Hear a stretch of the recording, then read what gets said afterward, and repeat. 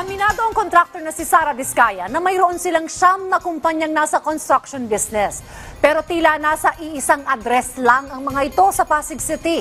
Si Isaiah Mirafuente sa report. Mainit ang mga usapin sa mga kontraktor na nasa likod ng palpak na flood control projects.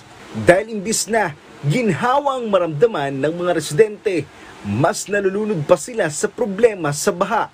Sinisilip ang pamilya Diskaya na isa sa malalaking kontraktor ng flood control project. Kasama si Sara Diskaya na tumakbong alkalde ng Pasig City nito lang eleksyon.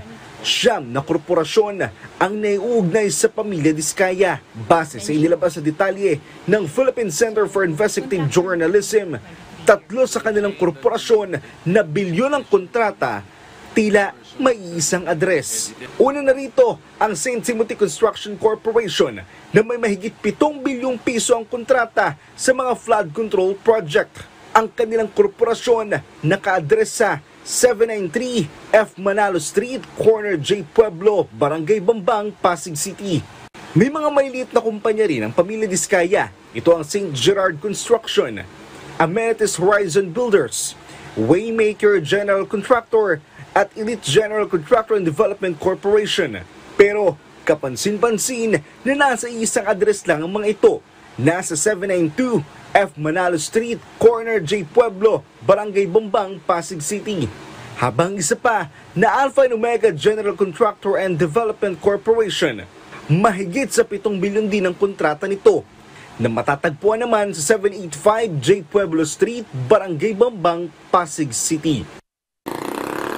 Sinubukan naming hanapin ang 3 construction services na pagmamayari ng mga Diskaya, ang St. Timothy Construction, ang Alpha and Omega at ang St. Gerard Construction Services. Base sa mga address na hawak namin, ang lahat ng ito ay nakapwesto lamang sa iisang lugar.